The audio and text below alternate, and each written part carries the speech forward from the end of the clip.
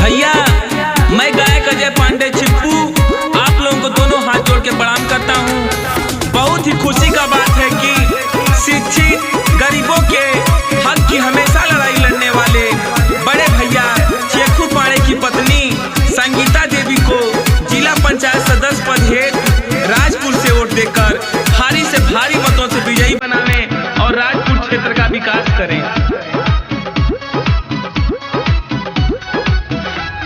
क्षेत्र का अपने मैं नाम करूंगी, जिला पंचायत बनके ऐसा काम करूंगी, ऐसा काम करूंगी, ऐसा काम करूंगी।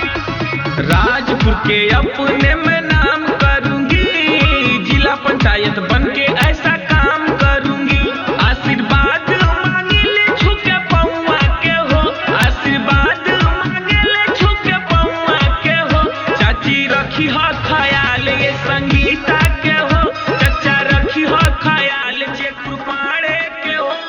संगीता पांडे जिंदाबाद जिंदाबाद जिंदाबाद, संगीता पांडे जिंदाबाद जिंदाबाद जिंदाबाद, चेखू पांडे जिंदाबाद जिंदाबाद जिंदाबाद, चेखू पांडे जिंदाबाद जिंदाबाद जिंदाबाद, राजपुर की जनता जिंदाबाद जिंदाबाद जिंदाबाद।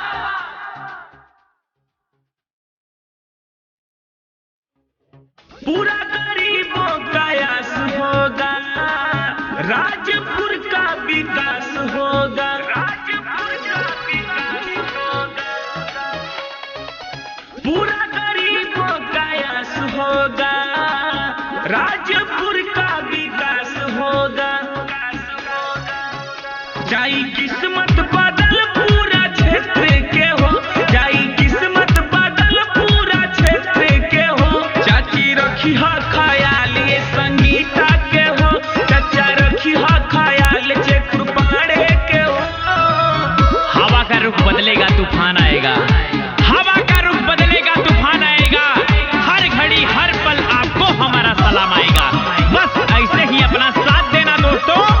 अब की जिला पंचायत में सिर्फ और सिर्फ चेखू पांडे जी का ही नाम आएगा।